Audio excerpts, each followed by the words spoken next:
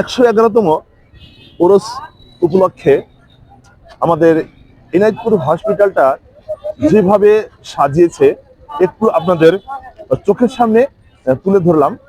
যে দেখেন কি রকম লাইটিংটা করা হয়েছে, অনেক সৌন্দর্য মণ্ডিত করা হয়েছে আমাদের পুরো এই এনায়েতপুর হসপিটালটা। আমি একটু দেখেন আপনাদেরকে ধীরে ধীরে ধীরে ধীরে দেখাচ্ছি। গম্বুজটা দেখেন, ওই যে দেখেন উপরে একদম গম্বুজটা, এনায়েতপুর হসপিটালের যে গম্বুজটা আছে ওটা গোলাপি গোলাপি কালার লাগতেছে। যাই হোক, খুবই সুন্দর লাগছে। আপনারা বুঝতে পারবেন না যে এটা বাংলাদেশের একটা দৃশ্য। এটা মনে করবেন যে ইউরোপ কান্ট্রি, সিঙ্গাপুর, মালয়েশিয়া, তারপর ওয়াশিংটন ডিসি এরকমটা লাগবে, ঠিক আছে। কিন্তু আমরা আছি বিশ্ববিখ্যাত আমাদের এশিয়া মহাদেশের সবচেয়ে বড় হসপিটাল এনায়েতপুর হসপিটালটায়। এখানে এসেই দেখা হয়ে গেল আমাদের সেই চিরকুমার হুমায়ুন আহমেদ স্যার। এনার সাথে অনেকদিন আমি চাকরি করেছি। দেখেন ইনি কত সুন্দর করে পাগড়ি বেঁধে আছে, মানে একটা চান্সে আছে আর কি। যাই হোক, আল্লাহ তাআলা যাতে তার মনের আশা মানে ভাষণটা পূর্ণ করে দেয়। ঠিক আছে, এদিকে আছে আমাদের সেই বিশ্ববিখ্যাত কেমিস্ট্রিয়ান আর কি সিফাত আহমেদ স্যার। ইনিও বর্তমানে প্রার্থী আর কি। আর এটার জন্য সবাই সুন্দর একটা পাত্রী ব্যবস্থা করে দিবেন, ঠিক আছে। কুমারী কুমারী চলে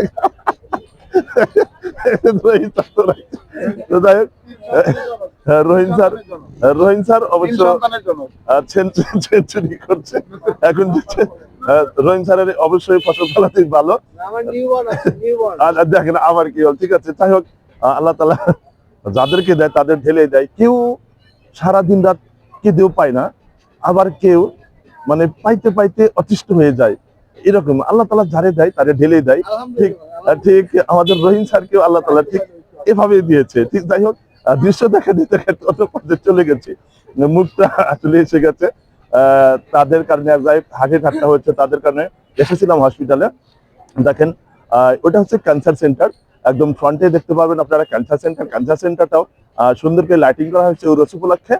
আর এই দেখেন, এই যে এদিকটা হচ্ছে ফুড কোর্টটা অনেক সুন্দর করে সাজানো হয়েছে। একটু পরে ভিতরের দৃশ্যটা দেখানোর চেষ্টা করব। আর দেখেন এই যে গাছটা, মনে করেন ক্রিসমাস ঈদ যেরকম পালন করে বড়দিনে খ্রিস্টানরা যেরকম ক্রিসমাস ঈদ পালন করার জন্য যেরকম গাছকে সুন্দর করে সাজানো হয়, তেমনি সুন্দর করে সাজানো হয়েছে। এদিকে দেখেন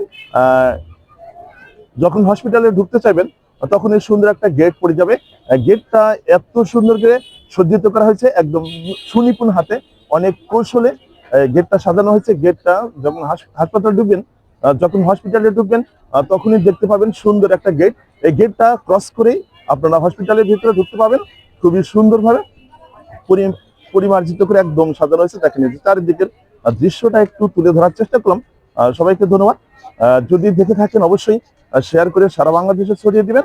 আর যদি ভালো লেগে থাকে তাহলে কিন্তু অবশ্যই কমেন্ট করে জানাবেন আপনার ফিলিংসটা, আপনার মতামতটা, আপনার ওপিনিয়নটা সুন্দর করে জানাবেন। আর যদি ভিডিওটি ভালো লেগে থাকে তাহলে অবশ্যই একটু শেয়ার করে দিবেন, সারা বাংলাদেশে ছড়িয়ে দিবেন। এগুলো হচ্ছে Khaja Yunus Ali medical hospital and কলেজের গাড়ি। খুবই সুন্দর সুন্দর গাড়ি, অ্যাম্বুলেন্স। যদি কারো অসুবিধা হয় যে খুব দ্রুত এখানে গাড়ির ব্যবস্থাটা করা হয়। দেখেন সারিতে সারিতে খুবই সুন্দর পরিবেশে গাড়িগুলো রাখা হয়, অনেক দামি গাড়ি। আর আমাদের এখানে বাংলাদেশের বিভিন্ন জায়গায় থেকে ফেরত আসা রুগী এখানে এসে ভর্তি হয়। অর্থাৎ এখানকার ইনস্ট্রুমেন্টগুলো, যন্ত্রপাতিগুলো একদম অত্যাধুনিক, যার কারণে এখানে অনেক অনেক উন্নত মানের চিকিৎসার ব্যবস্থাটা এখানে আছে।